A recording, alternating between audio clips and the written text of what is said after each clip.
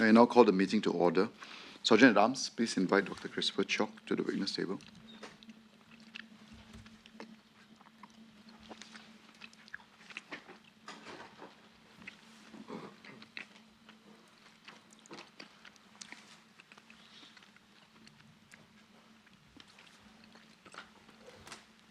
Hi, morning, Chris. Please take your seat. You may remove your mask. For the record, please state your name, your occupation, and the positions you hold. Good morning, Chairman and members of the Committee of Privileges. My name is Dr. Christopher Cheok Cheng Soon.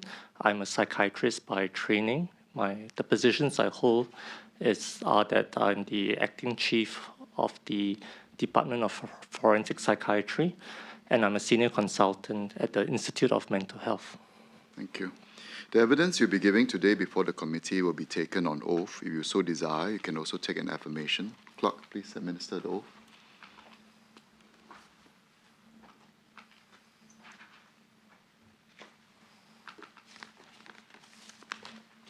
You may hold the Bible on your left hand together with the oath, and you raise your right hand.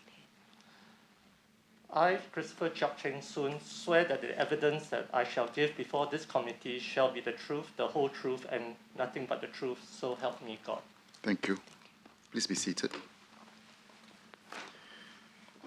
The Committee of Privileges is looking into the complaint made by the Leader of the House, Ms. Indrani Raja, against former member for Sengkang GRC, Ms. Reza Khan, for breach of privilege.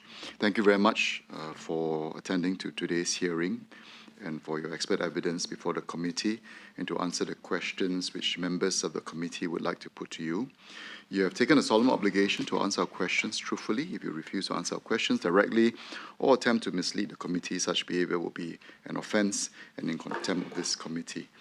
I also want to place it on record that this issue of a review from the psychiatrist was raised by Mr. Pritam Singh as Ms. Sylvia Lim, and they also had requested for such an examination to be made on Ms. Khan. But we appreciate your spending time to evaluate the situation. I'll now perhaps hand over to Minister Desmond Lee for some questions. Or perhaps before the questions, would you like to perhaps take us through some of your evaluations, and then perhaps you'll take questions from that point on. Thank you, Mr. Chairman. So I have assessed Ms. Khan on two occasions, on Friday, 17 December, and Monday, 20th December. I received a formal letter of request from the Parliament on the morning of Friday, 17th of December, and I have also received a bundle of documents from the Parliament together with this request. I have also interviewed her husband as required by our standard procedures, and this is to obtain corroborative history from the next of kin. I have also watched the recordings of the parliamentary sessions where Ms. Khan spoke on August the 3rd, October the 4th, as well as the 1st of November 2021. And I also watched the recordings of the Committee of Privileges when Ms. Khan was testifying on 2nd and 3rd of December 2021. And I also read the reports from this committee that's published on the parliamentary website. Yeah. Would you like to take us through your assessment? My assessment, based on the brief that has been provided to me, was that during the times that Ms. Khan spoke in Parliament on 3rd August, October the 4th, as well as 1st of November 2021, as well as when she spoke at this Committee of Privileges on the 2nd and 3rd of December 2021, she did not suffer from any significant or material dissociation during these times. I also like to say that during this period from August to November 2021, she did not suffer from any significant psychiatric disorder that would have impaired her ability to testify or speak at such sessions as required for me to assess. I see. Understand. Any other further observations you'd like to share with us? I'll be happy to answer any questions because there are many observations, but if I may, I also like to state that as far as possible in your questioning, I will try my utmost best to protect the privacy of Ms. Khan, and unless really required by this committee, I will endeavor to protect her privacy. Yes, we appreciate it. Thank you. Mr. Desmond Lee.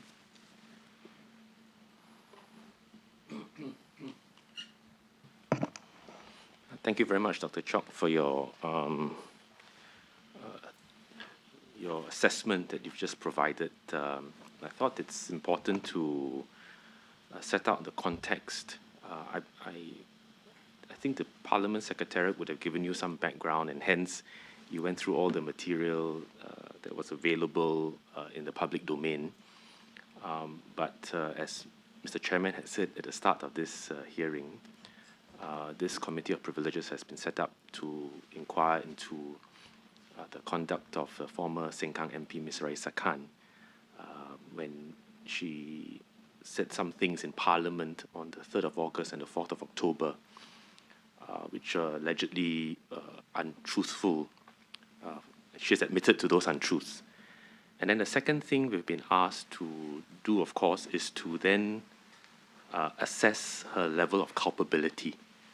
And in that regard, the factual circumstances, as well as any potential medical circumstances surrounding what she said in Parliament, would be relevant for our determination to then weigh how serious her actions were. And in that regard, through the course of the COP, we've heard conflicting evidence. Following the media reports, you will probably be familiar with what the conflicting evidence pertains to. And they, in gist, pertain to different accounts of what happened, provided by Ms. Khan and some witnesses, as opposed to Mr. Pritam Singh and some other witnesses.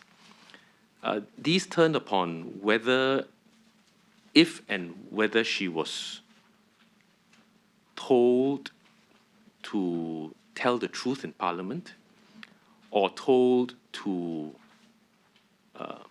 in quoting her WhatsApp message, to take the lie to the grave. So whether she was told by her superiors to confess and tell the truth in Parliament and make a clean confession of it, or to maintain the narrative which is false and continue the lie. And in the context of that, there was a request by one of the witnesses, which is Mr. Pritam Singh, leader of the opposition, to ask the committee to assess her mental health or mental wellness. And in that context, some terms were brought to our attention, such as dissociation or disassociation and post-traumatic stress disorder, because these pertain to what she said about a sexual assault victim. So that is just a broad background to give you a sense of what this hearing is about. I thought you could help us by giving us a sense of the brief that you were asked to carry out in terms of examination. You have just told us your assessment, and then maybe give us a sense of the basis for your assessment, so that, you know, as laypersons on this panel, we have a better understanding. Okay. Thank you. So I received this formal request from Parliament on the morning of Friday, 17 December. And in this letter, they have actually given me the background as to why they have requested this assessment.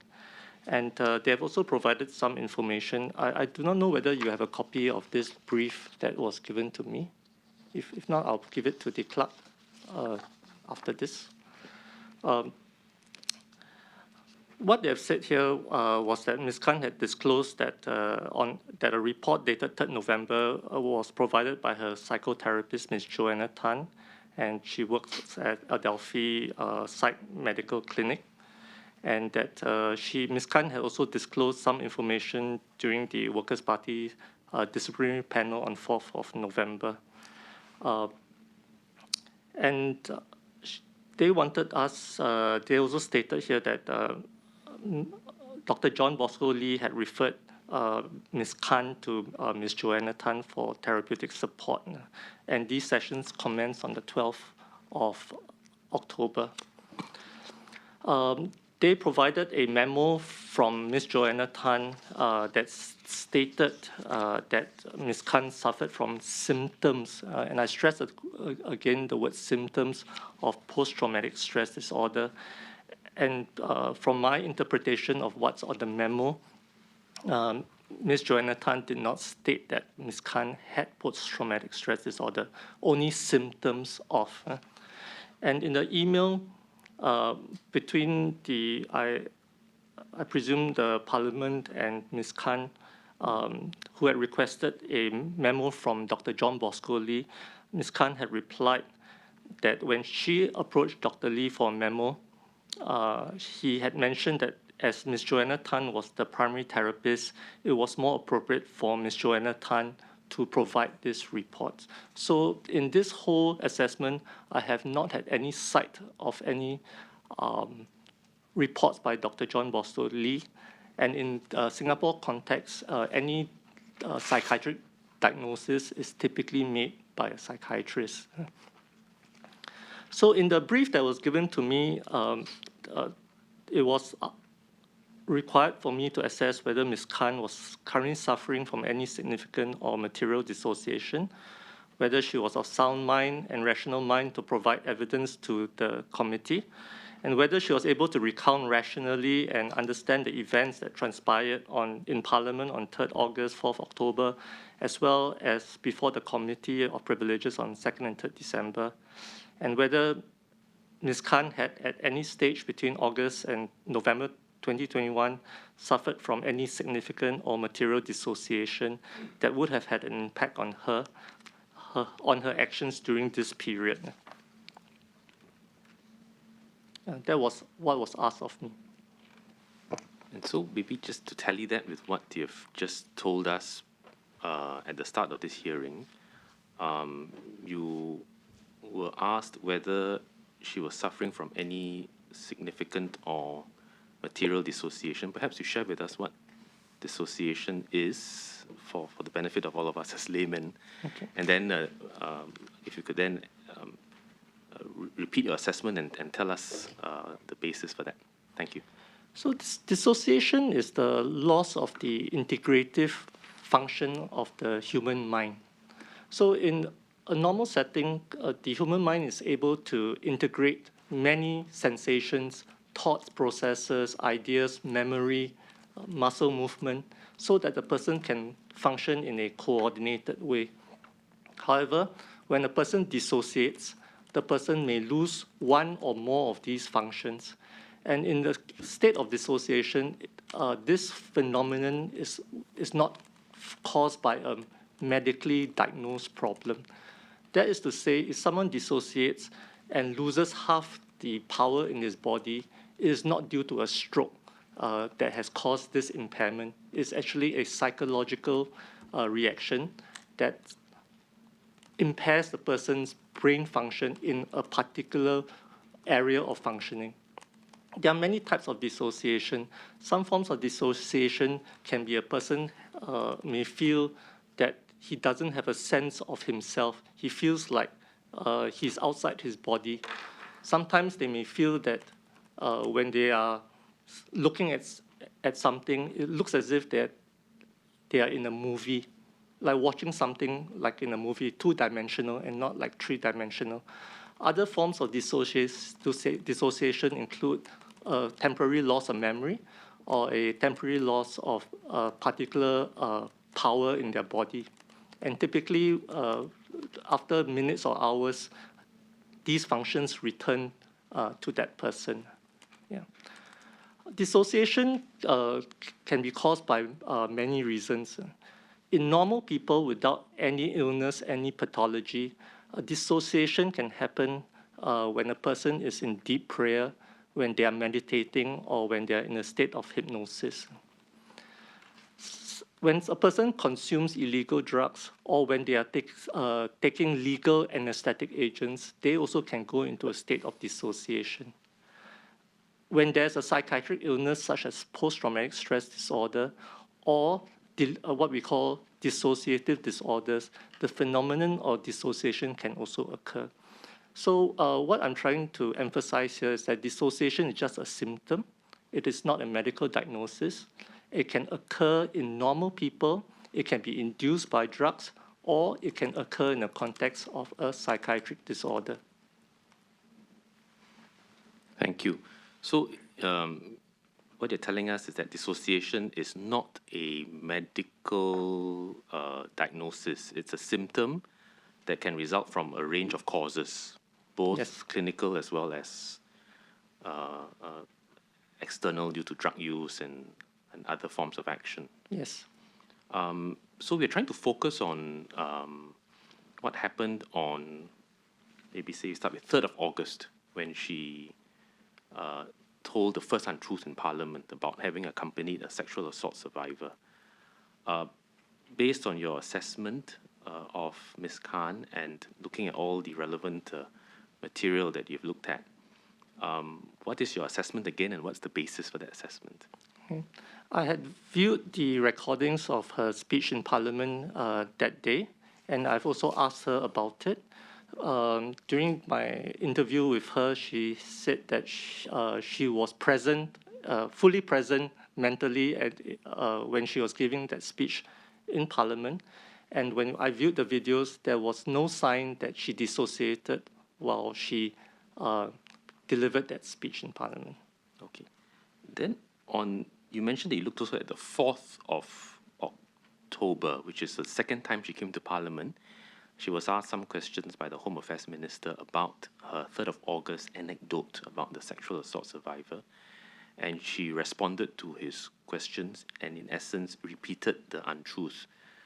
What is your assessment of Ms. Khan's state of mind or physiology at that point in time? Okay. I opine that she actually was really of sound mind. She did not dissociate. Okay.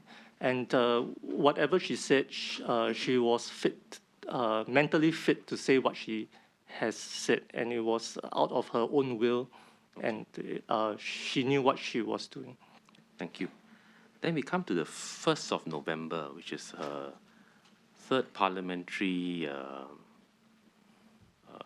speech in respect of this matter, which is the false anecdote about the sexual assault survivor. In that, on that occasion, she made a personal statement explaining or saying that she had told untruths on the 3rd of August and the 4th of October, and she then explained from her perspective why she had told those untruths.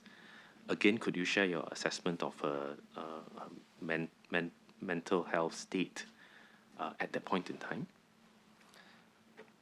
When she delivered that speech on the 1st of November in Parliament, she did not dissociate during the time that she was giving that speech. I think that during that period of time, from October to from after the 4th of October to the time she gave that speech, I believe there was some anxiety and some concerns that certain actions that she take would lead to certain consequences, and she had sought treatment with Dr. John Bosco Lee and also with Ms. Joanna Tan. But on the day specifically on 1st of November, while delivering the speech, she was of sound mind. She did not dissociate, and it was very clear from the video recordings that she was present mentally during the time of the speech. So based on your assessment, from the period of August, the 3rd, all the way till 1st of November, that is your period of assessment, is it? Or more than that? Yes, that was a period of, no, all the way to actually the 3rd of December, actually. When she appeared before the Committee of Privileges. Let's go to the 2 days in which she was giving evidence before us here. And we want to have a sense of whether her evidence before the COP is has in any way been impacted by dissociation or any other possible mental disorder or clinical condition. When she appeared on the 2nd and 3rd of December, in your assessment, was she suffering from any impairment from mental health conditions? No, she wasn't. She wasn't. Maybe at this point, I'd just like to emphasize the standard to which we use. So the competency to testify to a committee of privileges or in court, typically from our standard, we say that the person must be able to understand the question, able to recollect the information, and able to communicate to the committee or to the court. And in the Singapore Mental Capacity Act, it is said that a person has mental capacity when he is able to understand the information relevant to the decision, to retain that information, to use or weigh that information in the decision-making process, and to communicate that decision. This is our Singapore Mental Capacity Act. By using this standard, I opine that she was fit to testify before this committee on the 2nd and 3rd of December. Yes. Thank you.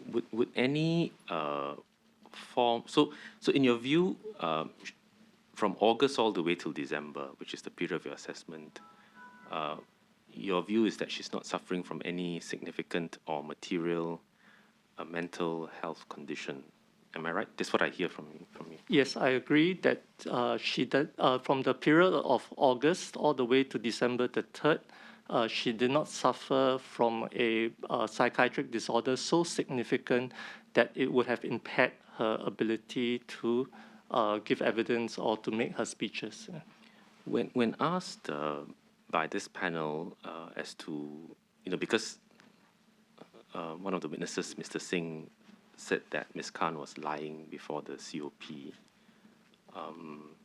and when asked why he thought she could have been lying based on his assertion, he raised the possibility of dissociation or other mental health conditions that may cause her to lie or predispose her to lie. As a clinician, having examined the subject, Ms. Khan, and looked at the material, is it possible? Would she be suffering from any mental disorder that predisposes her to telling untruths? She did not suffer from any psychiatric disorder that would predispose her to saying untruths. In fact, I have been in practice for more than 25 years, and I found that actually many people with psychiatric disorders do not tell untruths more than any normal human being. The only time that perhaps that they have to say untruths is that during finding a job or in social settings, they may have to hide their mental illness because of social stigma. But other than that, they do not say untruths more frequently than any other human being. Okay. So when she was giving evidence before the COP on the 2nd and 3rd December, what you're saying is that her testimony was, she was of sound mind, she was able to decide for herself what she wanted to say or did not want to say, and not laboring under any mental disorder that would render her testimony untruthful or not of her own free will. I agree with what you said. Is there anything else you'd like to share with this panel to inform us? I'm happy to take questions. Hi, morning, Dr. Chok. Good morning. So I understand that suspects who commit serious crimes will be put under surveillance while they are undergoing investigation, so that they can't feign their mental illness and use it as a mitigating factor.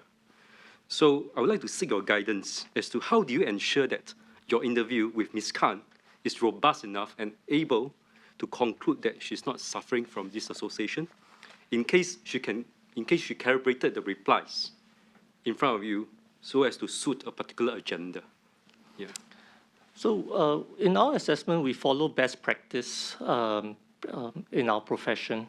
And so the best practice is to interview the person on multiple occasions. And in this case, I have seen her 2 times on the 17th and 20th of December. And we also independently interview the next of kin, and usually we get someone who knows her well or has lived with her, so that we can ask the person about her behavior outside the clinical setting. In this particular case, it was fortunate that we had video recordings of how she behaved in Parliament, the things that she said, and also the COP interviews were also available for me to view. And because all these recordings are contemporaneous, they are live, it can easily corroborate my opinion that she did not dissociate at the times that I was required to assess her. Thank you.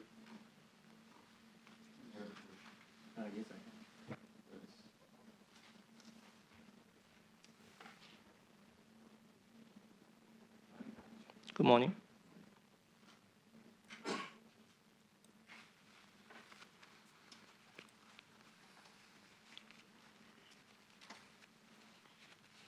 In your interview with Ms. Khan, did you ask her directly for her medical history of any symptoms of dissociation or post-traumatic stress syndrome? Yes, I did. What was her answer?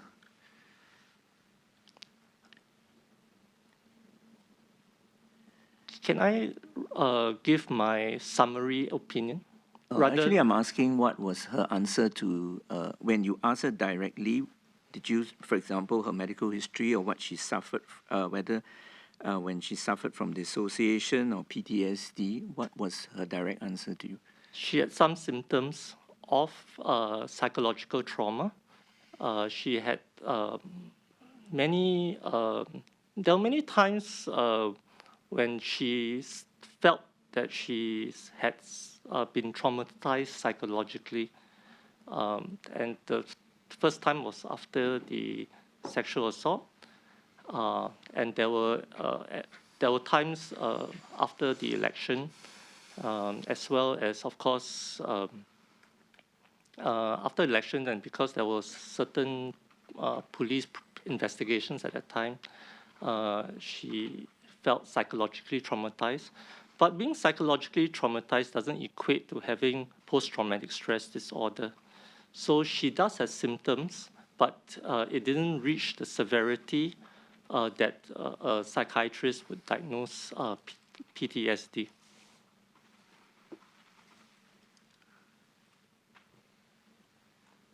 Did you find out from her, I think you have read from the notes from the proceedings, the transcripts and all that which were provided. I think you confirmed that you read through the evidence that had been given, and you are aware that she had a sexual assault experience. I think it's in 2008.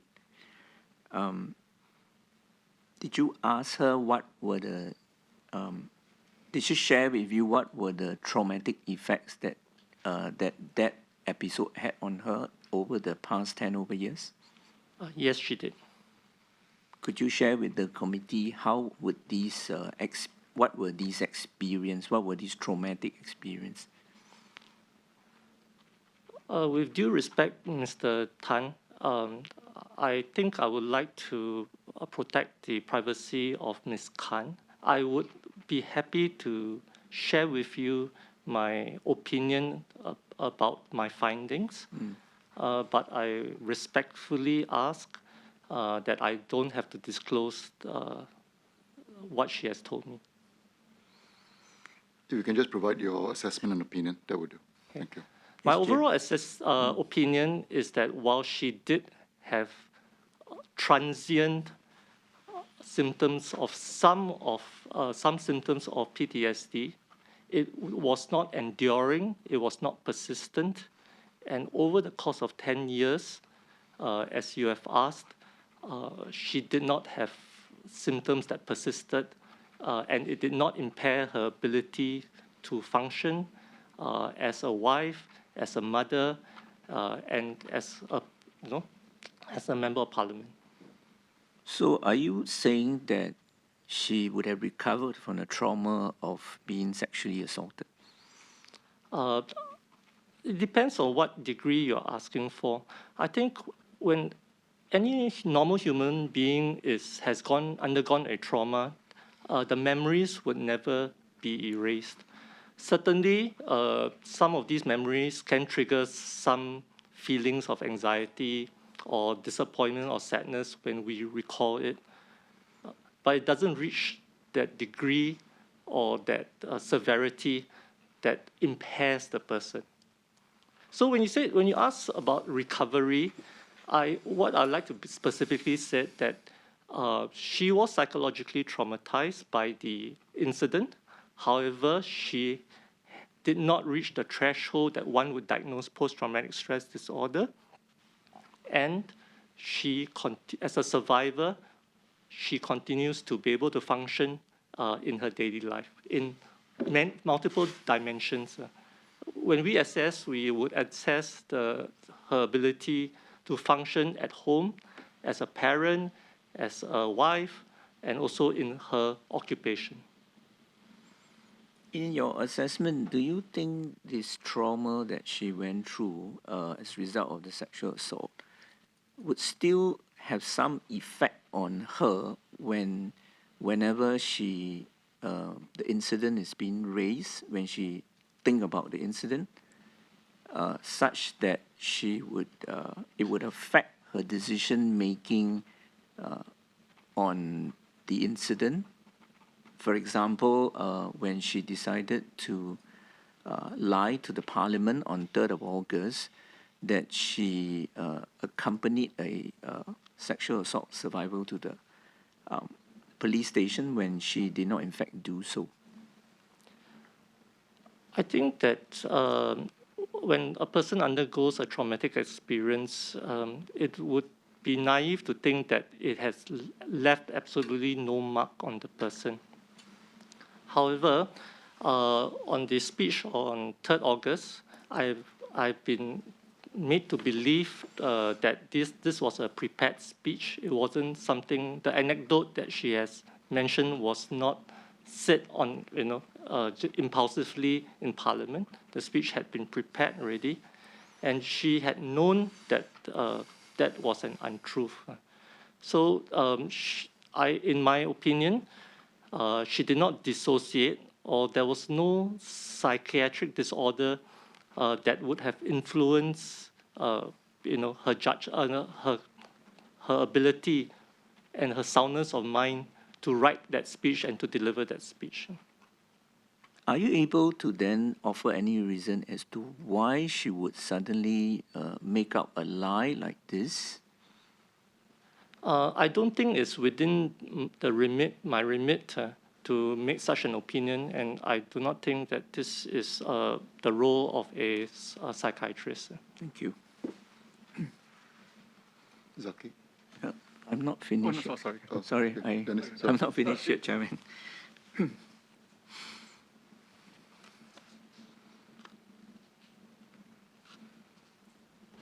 Did you even ask her why she decided to share in Parliament on 3rd August about her anecdote of accompanying a sexual assault victim to the police station? Yes, I did. What was her answer?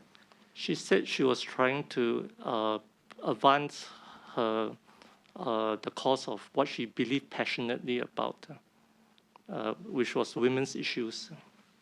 So you think her own experience had no part to play in the lie? What I can say is that she did not dissociate. She was of sound mind. She wrote the speech. She delivered the speech as she had written. As to her motivations and as to why she decided to lie, I don't think it's within my remit. And you may recall from the evidence that she actually put in the relevant paragraphs on this lie at a very late stage in her speech. She has already prepared a speech, and she put it in at a very late stage. Do you think that there's any reason why she would do so, and has this to do with the fact of her experience? Please correct me if I'm wrong. I have tried to, as much as possible, to watch all the proceedings and all that. I'd like to qualify first that the statements that I make in the next few minutes may not necessarily come from a psychiatric opinion. It's what I have seen. Okay, what I'm made to believe through the videos was that she had prepared the speech, and Mr. Singh had asked her to substantiate it, and perhaps she had written that anecdote in to try to substantiate her speech. Yeah, yes, you're right. She was asked by Mr. Singh to substantiate, to be prepared to substantiate. Yeah, but my question relates to just before. That means the fact that she had only squeezed in the anecdote very late in time, right? Do you think that that has got anything to do with the trauma that she went through as a victim herself? I think she feels passionately about this cause because of her experience. The passion probably is communicated in the speech and the topic she chose to speak on.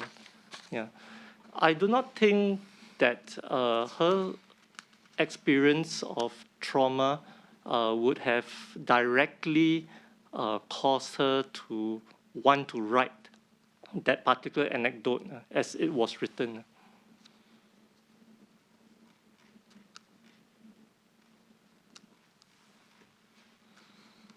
Bear with me, yeah? Let me organize my questions. I have a few more questions to go.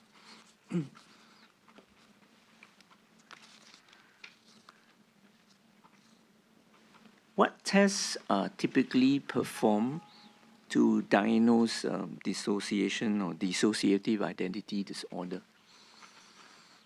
Okay, Mr. Tan, so I'd like to clarify that you are asking two separate questions. One is to what test. Part A and B, yes. Yes. What test is for dissociation, and the other one is dissociative identity disorder. Okay. Now, for dissociation, typically there are no tests such as brain imaging that is required. It is about the observations of the witnesses, as well as the description by witnesses, as well as the patient themselves.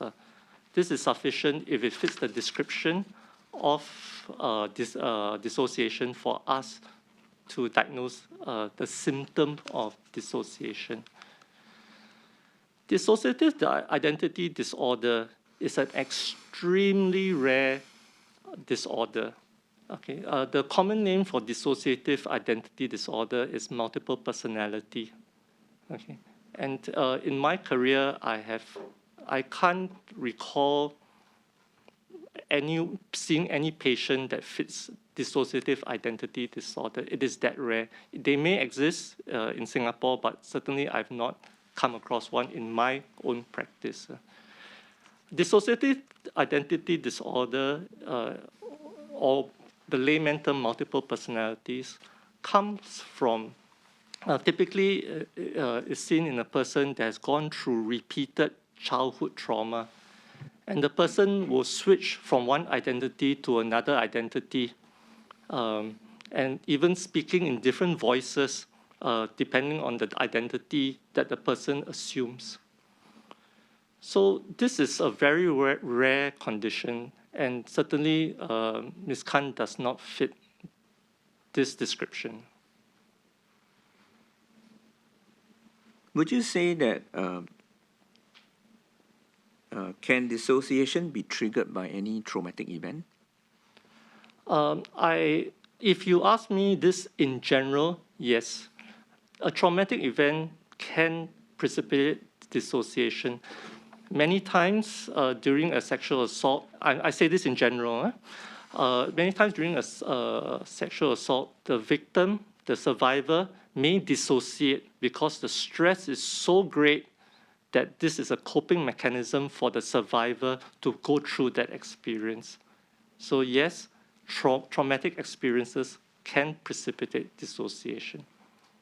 So for someone with a trauma-induced dissociation or dissociative disorder, is it possible for a person to exhibit symptoms whenever the subject of your trauma is brought up? Certainly, in general, yes. So what would these symptoms be? It depends on the person to person. As I mentioned earlier to this committee, there are many forms of dissociation. Some people lose their memory. Some people lose their muscle power. Some people feel as if they are viewing their world like a movie. Others have out of body. They feel that they are not within their body, but they're slightly outside their body. So it really depends on the individual. So would something like false memory creation be a symptom? False memory creation can possibly be one form of dissociation, yes. False identity creation? Alternate identity. Alternate identity. It is possible, Memory lapses? certainly. These are general. These Said are in general. in yes. general, right? So I think it's important to note that. But otherwise, this person can still be high functioning in general, even when the traumatic event is not mentioned. Certainly, and even when the traumatic event is mentioned, not everyone dissociates. Yes. I mean, in the literature, following a traumatic event, roughly about 1/3 of people go on to have PTSD. It's not that everyone will go on to have post-traumatic stress disorder. We as human beings have our own protective mechanisms through the support of family, friends, people around us. Many people can recover from their psychiatric disorders. So it's not to say that trauma equates to having dissociation, equates to having PTSD. Yeah. So let me put it another way. Can a person with trauma-induced dissociation or even PTSD be high functioning in general, but fall prone to memory lapses or false memory creation when the subject of the trauma kicks in? Is that possible? Okay. First, I would like to refer you, and I can provide this to the committee after this inquiry, after my testimony. And this is the Diagnostic and Statistical Manual, 5th version of psychiatric illness. Okay. Basically, this manual is the criteria that we use to diagnose mental illness. Okay. And it's published by the American Psychiatric Association. One of the diagnostic criteria that we are very concerned about is what we call criterion G. Okay. So and I criterion G. G. G. Okay, and it states here, the disturbance causes clinically significant distress or impairment in social, occupational, and other areas of functioning. Okay. So, if a person is high functioning, okay, then they would not have satisfied criterion G, okay, such that they would not be diagnosed with PTSD disorder. I acknowledge that persons undergoing trauma can persist to have some symptoms of psychological trauma, but they wouldn't reach the threshold that it will become a psychiatric disorder. So you are saying, in other words, that in your view, okay, let me put it another way. So do you agree or disagree that when I say, can a person with trauma-induced dissociation or PTSD be high functioning in general, but may still fall prone to memory lapses or false memory creation when the subject of their trauma is brought up or kicks in? I say in general there is a possibility, but we must always contextualize to the person that we are speaking about. I don't know whether you recall in the evidence, I can refer to you if you need to. There was a message that Ms. Khan sent to her two assistants after the outcome of her first meeting on the 8th August with Mr. Singh, Ms. Lim, and Mr. Faisal, where she relates, let me go to that document, please bear with me.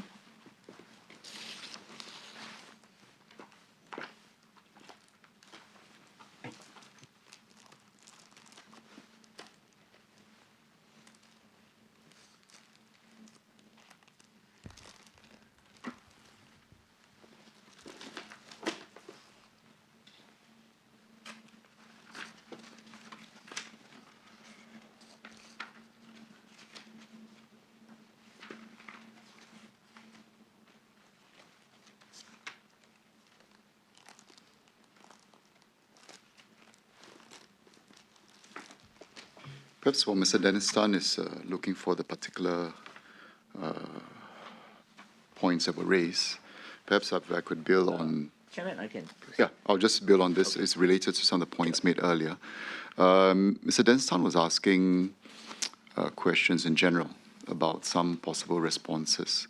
But clearly, from what you shared, there's really a range of responses from individuals who may suffer from these conditions or symptoms of these conditions. And would it be fair to say that one would actually really need to look at a specific subject and specific context to be able to provide a more accurate description of how an individual might or might not respond? Yes, we really need to contextualize to that individual and how the person responded, because really there is a range of responses following trauma. There's a range of dissociative experience, and we cannot generalize this whole topic and just speak in general. We really need to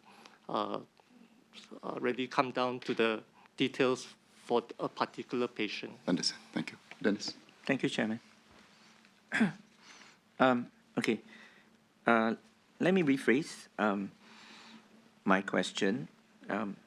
Just now I asked you, and I think you agree generally, that a person with trauma-induced dissociation can be high-functioning but fall prone to memory lapses or false memory creation. So let me go into a bit of detail about this false memory creation. Would it be possible that when the trauma kicks in, a person can be prone to making, in the course of a conversation,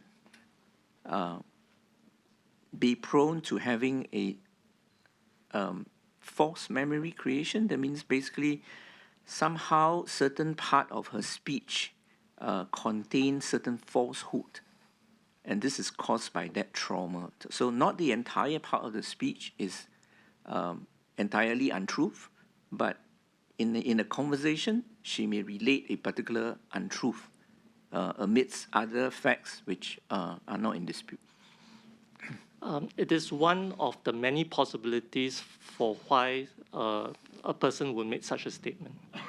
There are many other reasons why the statement could have been made in that way. Okay. So can I refer you to the document tab in tab L, page 2. This is the documents are under Ms. Loh Pei Ying's, but it's actually a WhatsApp message from Ms. Khan to Ms. Loh and Mr. Naden, as at page 2, towards the bottom, and it's dated 8 August. Are we on the same page? And it says, "Hey guys, I just met with Pritam, Sylvia, and Faisal, and we spoke about the Muslim issues and the police accusation. I told them what I told you guys, and they have agreed that the best thing to do is to take the information to the grave. They also suggested I write a statement to send out this evening." All right. I think the issue at hand is that it is not in dispute that Ms. Han met with Pritam, Sylvia, and Faisal. That's the first sentence. Second sentence, they discussed about the Muslim issues and the police accusation, that this is not in dispute. And then she go on to say, I told them what I told you guys, and they have agreed that the best thing to do is to take the information to grave. So this statement, as you may be aware, is in dispute. Mr. Pritam, Ms. Lim, and Ms. Faisal do not agree that they had agreed with her that the information that she should take the information to the grave. And then she finished the message by saying they also suggested I write a statement to send out this evening. And you may recall this is a statement about where she put on her Facebook about the Muslims related issues of her speech, which is not related to the sexual assault anecdote, accompanying the victim of a sexual assault to the police station anecdote. Would you agree that this could be an example whereby a person suffering from a certain trauma, right, while still generally high functioning, he could send out a message, but would selectively put in a lie in her statement, in her message? So now we are speaking specifics, not in general. In this specific instance, in the context of Ms. Khan and what I've assessed, I disagree with your statement. But you agree that in general, a person who suffer trauma would be able to speak, would be high functioning. So when he's putting out a statement, talking to someone, giving a message, that conversation or that particular message can contain some falsity amidst other truths within the statement. Generally, it is possible. In general, it's possible, but there are also many other explanations why the person may want to give a falsehood. Thank you.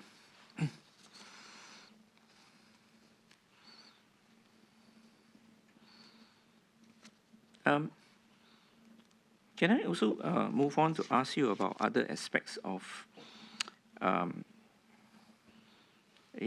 when the trauma is mentioned? Is it the case that when a trauma is mentioned and a person suffering from PTSD or dissociation, it can create a certain distress to this person? Symptoms, right? This could be a symptom. Okay, so in specific, Ms. Khan does not suffer from post-traumatic stress disorder. Okay, but in general, what you have said is that if you're talking about causing distress when talking about the trauma, I think it is quite understandable in our human experience that once we have undergone a traumatic experience, we cannot erase that memory. So because it's such a traumatic memory, it's not strange that a person will be distressed if someone brought up this bad experience. If someone mentions a bad experience, people would certainly feel negative about that traumatic experience. That's only normal in human beings. In the evidence that has been given so far, I believe Ms. Lim, Mr. Faisal, and Mr. Singh has mentioned that in the various meetings they had with her, she had always been emotional whenever the issue of the sexual assault comes up. So, for example, I can just relate some of these incidents to you.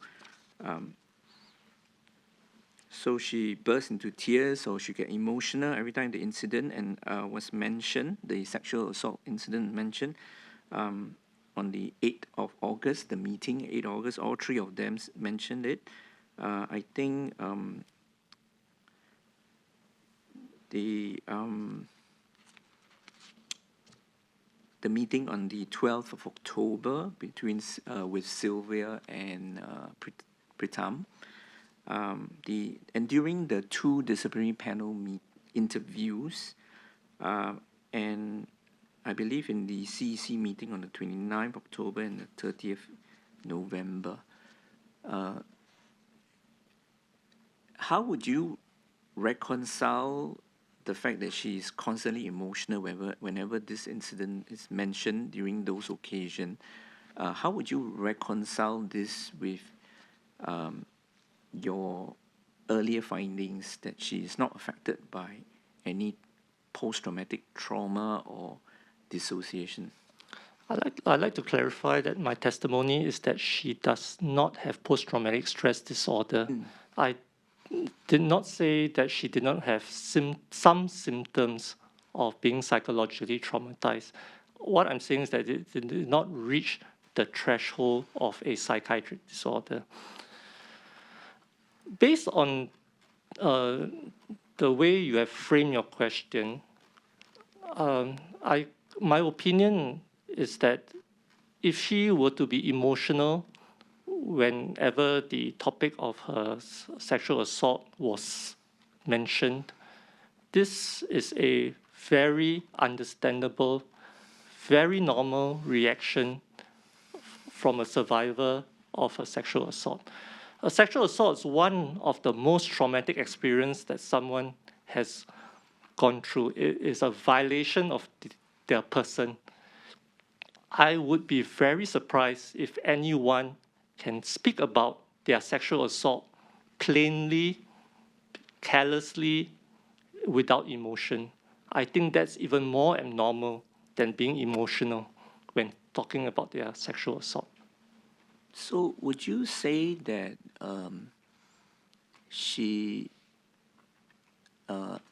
I note that you say that she is not suffering from PTSD, perhaps anymore, but that you agree that she still there are still symptoms of her symptoms rather than the condition. Is that your distinction?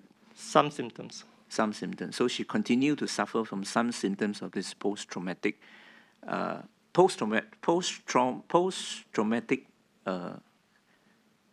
symptoms, whichever way you call it.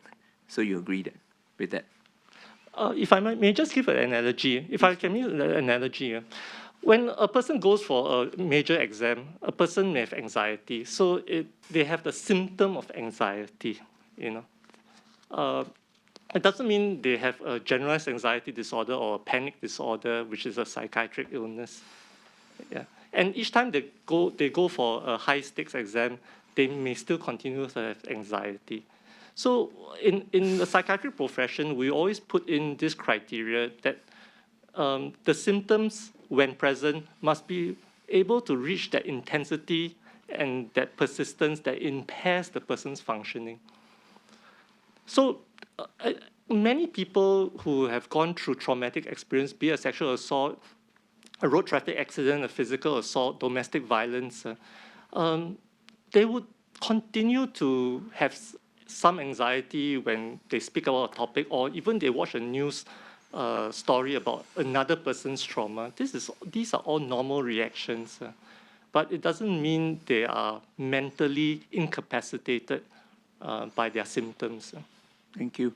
So you're saying that some of these survivors of big traumatic events like sexual assault or serious accidents, they may always suffer symptoms whenever the memory of the trauma is evoked, and it can go on for many years.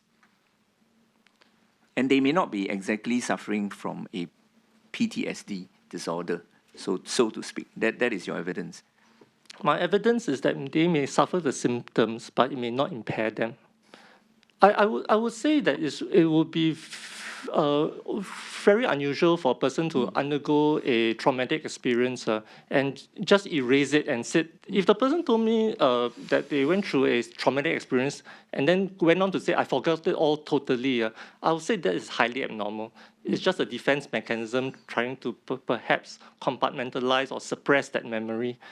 But if a person talks about their traumatic experience, they are able to talk about it rationally, in a measured way, displaying some emotion about it, but of course not too emotional. I think these are all very normal. I mean, it's normal human behavior to act in this way.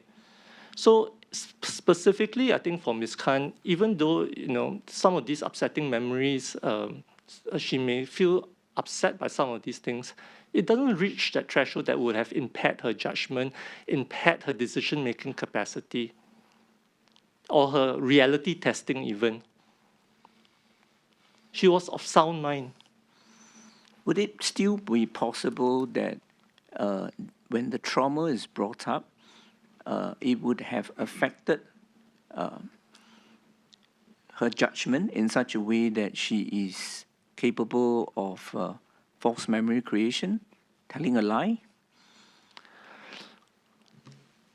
Is In this a specific, Is this a specific Specific. question? in specific, It's a specific question to applying to Ms. Khan. first of all, she doesn't suffer from dissociation. She may have said so, but I think she used the term in a layperson's capacity, not from a professional definition of what dissociation is. Okay.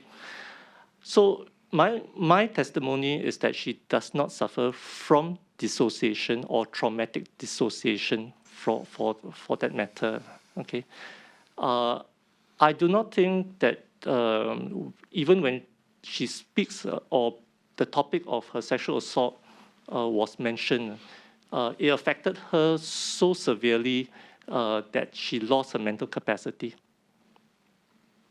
Perhaps not losing mental capacity, but lapses of judgment, telling a lie, for example. Could you exclude that definitively? Okay, so in the Handbook of the Mental Capacity Act, and it is said that people can make bad judgments, and making bad judgments doesn't mean it is due to mental illness. Any normal human being can make bad judgments. But it could be due to the trauma. The bad judgment could be due to the trauma. In specific, for this particular instance, I do not think so.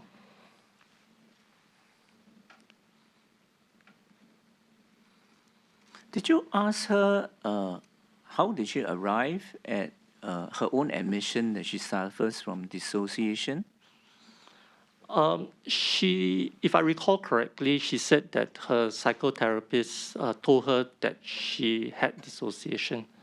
I had asked her what did she mean by dissociation, okay, and her reply made me believe that she didn't fully understand what dissociation was.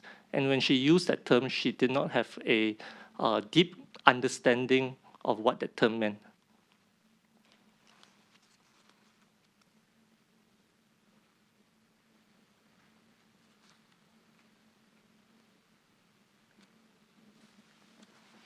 Can I just ask you a few more questions about dissociation? How many categories of dissociation are there? I think there are no real, internationally agreed way of categorizing the different types of dissociation.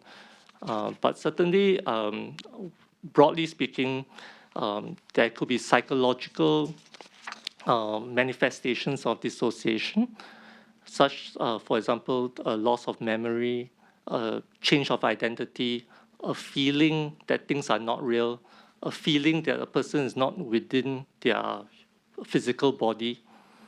So these are the psychological manifestations of dissociation. There are physical manifestations as well. Technically, we call them a conversion. But this is technicalities. And this is when people lose maybe sometimes half their body sensation, half their body power. Yeah. So these are the physical manifestations. Would you be able to share your understanding about dissociation being possibly conscious or unconscious? I don't understand that question. Okay. Are you aware that? No, let me rephrase this. Sorry about it. Is there a difference between conscious and unconscious dissociation? Are you aware of this? Okay, I don't understand the context in which you are coming from, but okay, let me answer you what I understand from your question. Okay, some people can voluntarily try to put themselves into a dissociative state. This can be done through deep prayer, meditation, hypnosis, even through trance in religious ceremonies. When people undergo a trance state, as we see in some of our temples, Chinese temples sometimes, what they call tiao tang, okay, these trance states are all dissociative states as well. So if you talk about consciousness, yes, they consciously enter into that state.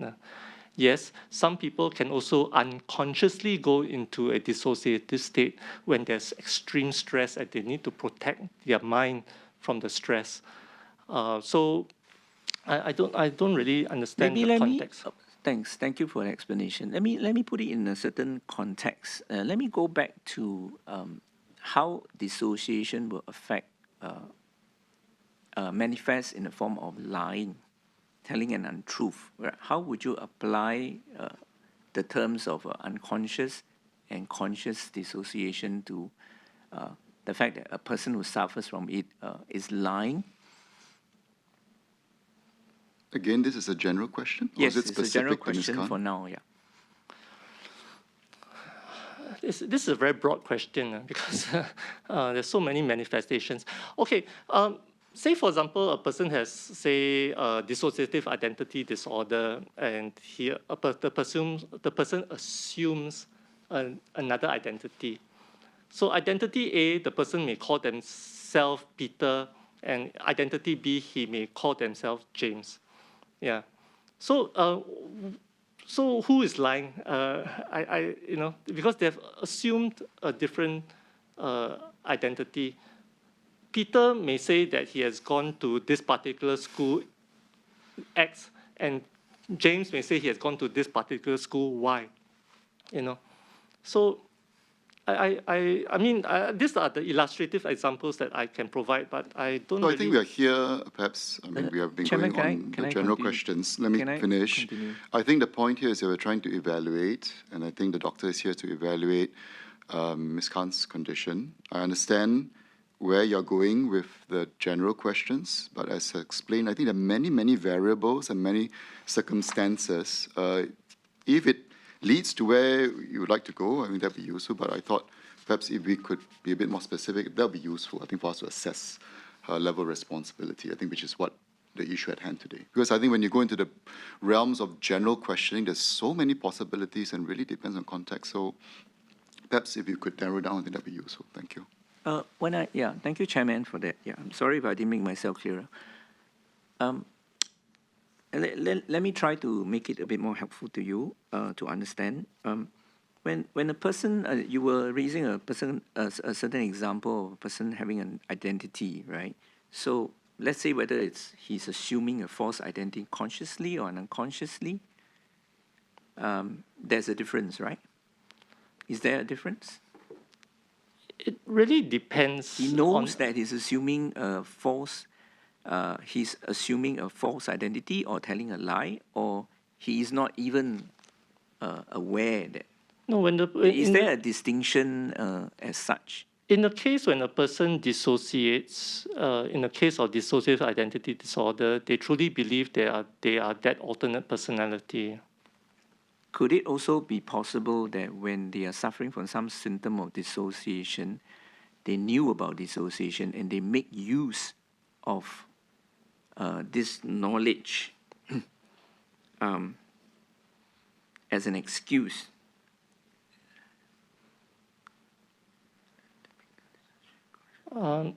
Can I clarify is whether if a person knows that this He's phenomenon suffering of from dissociation. exists, then he uses it to the person's advantage? Yes, That would be malingering, isn't it? but that is possible, right? Is that possible for a dissociation sufferer or somebody who thinks that he's suffering from dissociation to make use of that fact to his or her advantage? I mean, if you say in general, then of course it is possible, but that would be malingering. But these cases do exist. Of course, they People do take advantage of that. certainly. Too. So but you do not agree that Ms. Khan suffers from an unconscious or conscious or unconscious form of dissociation at all? I disagree, yes. She does not suffer from this significant dissociation during the periods from August to December the 3rd. The fact that she has been telling people that she suffers from dissociation, including yourself, could it be possible that she's made use of this fact as an excuse for herself when she makes a lie? I think that's beyond my remit. What I can say is that when I asked her what she understood by the meaning of the word dissociation, it did not fit the medical definition of what dissociation is.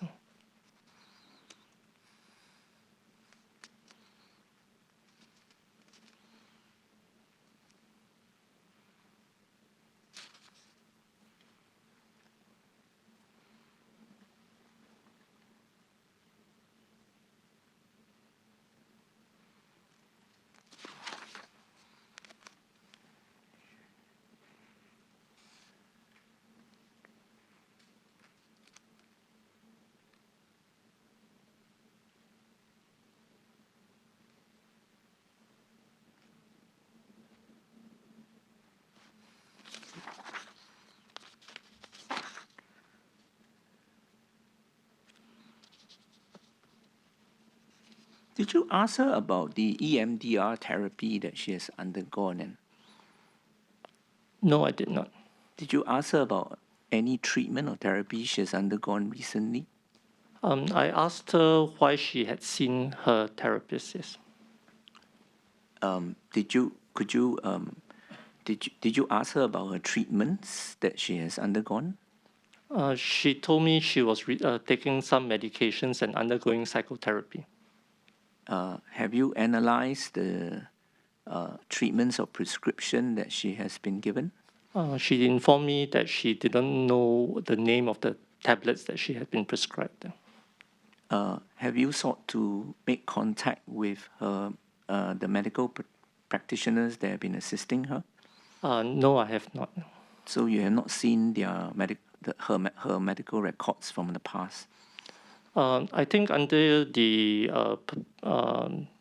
Personal Data Protection Act, I have no access to her medical records. She has stated in the email to Parliament, the email to the Parliament representative, that she had attempted to get a memo from Dr. John Bosco Lee, and he had, from her interpretation, had said that it's better for Ms. Joanna Tan to provide that memo. So I have not had any sight of any medical report from her psychiatrist. Did you ask her whether she undergone any previous psychiatric or psychological treatment prior to August 2021? Yes, I did. Are you able to share with the committee whether she has been undergoing treatment? I respectfully declined to answer that question in respect to respect her privacy. I understand.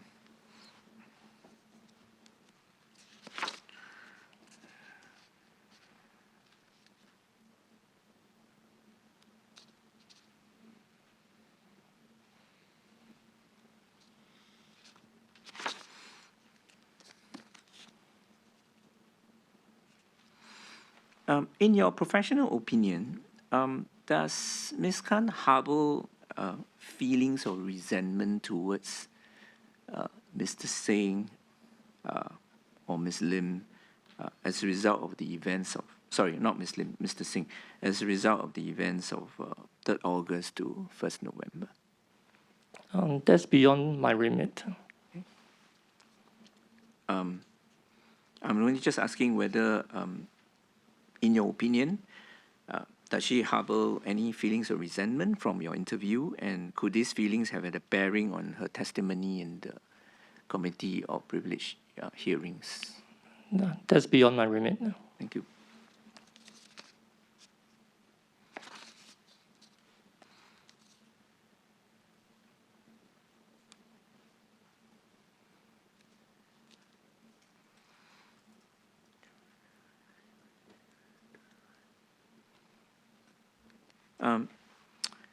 In the evidence that has been given, there, I would just try to summarize as best as I can. Right? From the perspective of Mr. Singh, Ms. Lim, and Mr. Faisal, certainly,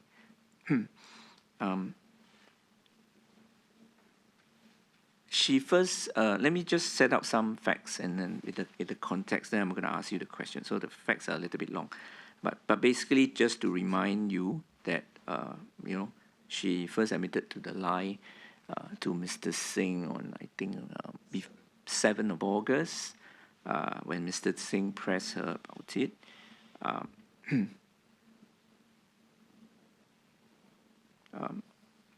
There is a dispute in the version of the event. Basically, Mr. Singh's position to her is that she's got to deal with it. She's got to take ownership. Basically, Mr. Singh's position is she's got to be prepared to go to the parliament to admit to the lie. Okay, Ms. Khan has a different view of this.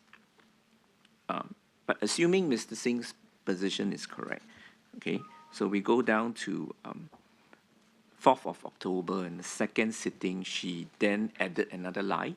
She continued the lie. And after that, she then, when she met Mr. Singh and Ms. Lim that evening, I don't know whether you remember this, she said to him that, but there's another path of honesty, okay?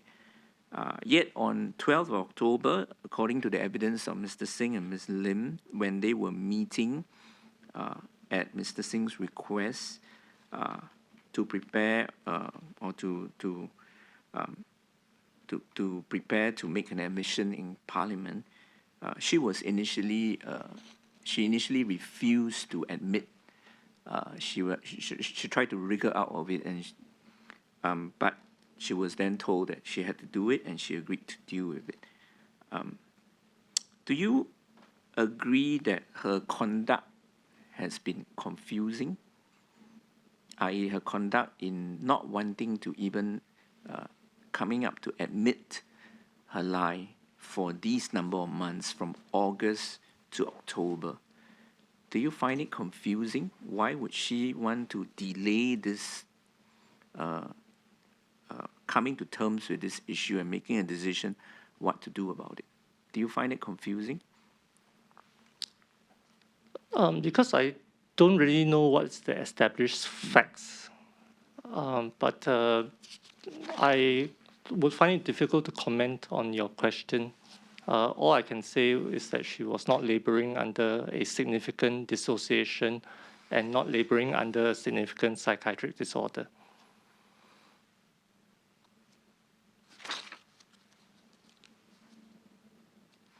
So can I just ask you, after you have assessed her, right? Yes, you have shared with the committee about your findings. I'm bearing in mind what you said about she is not suffering from PTSD or dissociation, but I think it is not in dispute that, from what you have shared, that she may still be suffering from symptoms, especially when the incident of the trauma of her sexual assault is raised each time. What would you advise to her as possible treatments or possible measures that she can adopt to minimize any risk, to minimize such incidents? I can speak in general about some strategies to cope with some of these things, but I'm not her treating doctor, so it's not my place to answer in specific for her. Because I think this is best suited to be advised from her treating doctor. I'm just the assessor. Okay.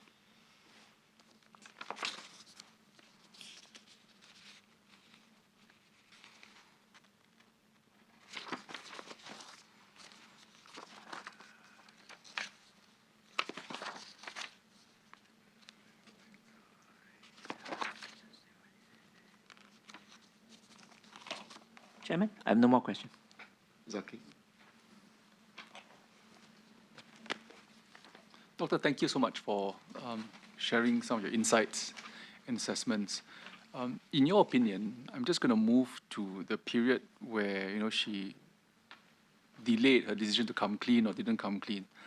So in your opinion, would trauma, mental state, or her symptoms have affected her decision-making process to hold back for 3 months between August to October?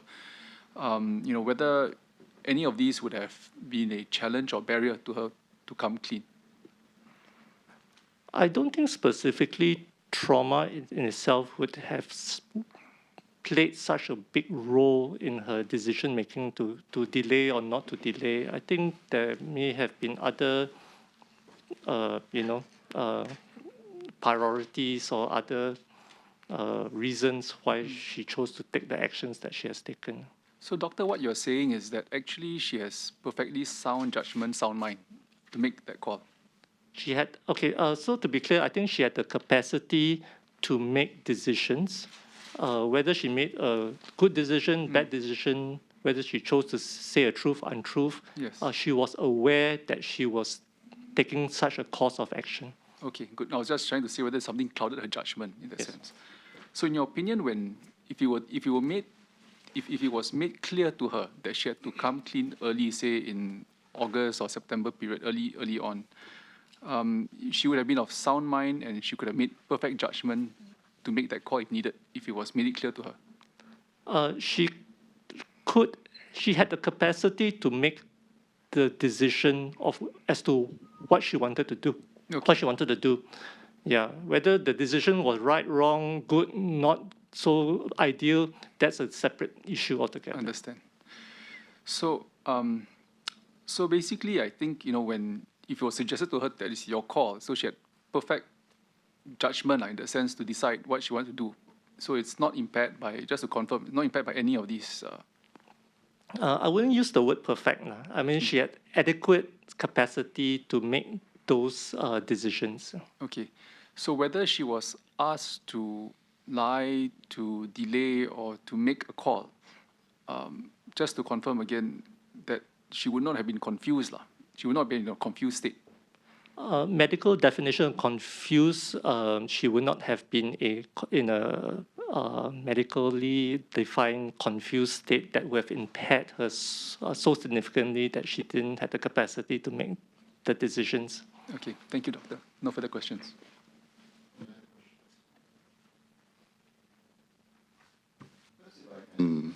Make some observations. I think maybe to build on what Mr. Dennis Tan was asking, he presented a set of facts. I mean, actually, what we're really trying here to do is to determine what the facts are. Essentially, there are two versions, essentially. You could broadly boil it down to that. And that's really at dispute, and that's where the COP is trying to determine whether she had, in fact, been telling the truth. Her recount of the instructions and directions given to her, that's one version. The other version is, as Mr. Dennis Tan alluded to, was suggested by Mr. Pritam Singh, Ms. Sylvia Lim, and Mr. Faisal Manap, who disagreed with her version. So that's another version. We are in the process of trying to determine which is accurate, which is true. And I guess that's where the question has arisen as to her judgment, her medical condition, mental state, and whether she's been able to make rational decisions. As you've shared, general questions, general responses really vary, and there are many reasons why people do different things. All of us do many things as well, but that doesn't necessarily mean that it's a mental impairment of any sorts. But in your judgment and what you've shared, and if I were to understand correctly, is that in your assessment, talking to her husband, and also going through the footages that have been available during the said period, looking at the transcripts, what has been discussed, in your opinion, medically, she doesn't suffer from some of the conditions that have been put forward to you. Basically, she is of sound mind, she's conscious, she's able to make the decisions. Whether they're right or wrong decisions, that's a different matter. All of us make right or wrong decisions all the time. But in your professional opinion, she was aware and conscious of what she was doing. Would that be correct? Yes. So I think that really behooves a COP to determine, I guess, in our effort to determine which versions seem to make sense, and that's within our remit. But I think we do thank you for your assessment, and I do understand the sensitivity, and I think you have done that to refrain from going into details where it may not be necessary. I would just want to place it on record. I mean, as someone who, for me personally, who supports a lot of the work in the mental health front, concerns about mental health stigmatization, about how perhaps we could sometimes over-medicalize things, which doesn't help those who actually do have the conditions. Would there be any general observations and comments that you would like to share with us for our own understanding and perhaps also for the public understanding as to how we should approach issues like this? Because there is always the temptation to, I guess, attribute mental health conditions to individuals for various reasons. But would there be any general sort of comment you would like to share with us, given the context of what we've been trying to approach and trying to address today? I think that many people living in our urban society would undergo different stresses from work, family life, and society in general. But just because you have certain stress and emotional symptoms doesn't mean you have a psychiatric disorder. However, a good proportion of Singaporeans do suffer from some form of psychiatric disorder. And I think if anyone does have a psychiatric disorder, I think it would be very useful for them to seek help. Seeking help doesn't mean going to a psychiatrist. You can also go to a mental health professional in the community. There are agencies out there that there are counseling services in the neighborhood available to them. So I think most important is seeking help. And I think there is no shame to admit that one is suffering from a psychiatric disorder or even stress from the normal stresses of life. But most important is that we are able to support each other. And a good number, in fact, the vast majority of people with mental health conditions do recover. And it's important that we give them the support so that they can make a full recovery and get on with their lives. Would it be also correct to say that we should be careful not to, I guess, over-medicalize and, I guess, over-analyze and attribute conditions to folks, because we all do feel stress and concerns? And would that be something that we should bear in mind, because it does also stigmatize those who may actually suffer from such conditions? Yes, I think we shouldn't use these psychiatric terms loosely, and if we were to use the terms, I think we should have a reasonable understanding of what they mean and not to just use it casually, because I think a person who truly suffers from a significant psychiatric disorder would feel that the other person doesn't truly understand their experience. And many of these people have told me that when they suffer from a major mental illness, the number one thing that they feel sad about is that they feel lonely, because they feel that no one else can understand their experience, and they find it difficult to find someone to relate to. Understand. Okay. So with that, there being no other questions, thank you very much for the assessment and sharing with us your evaluation on Ms. Khan and the terms which we have put forward to you through IMH. A transcript of the proceedings will be shared with you for verification. Do go through it. If there are any amendments, do make changes and send the transcripts back to us. You have written up any short report, do make it available to us as well, if there are any. Do note that the transcripts and any evidence given to committee are not to be disclosed to anyone or published, and must be kept strictly confidential until the committee has presented its report to Parliament. There being no other questions, once again, thank you very much for your assistance. You may withdraw, and I'd like to ask the Sergeant-at-Arms to accompany our witness out. Thank you very much. Thank you. Thank you, Dr. Chong.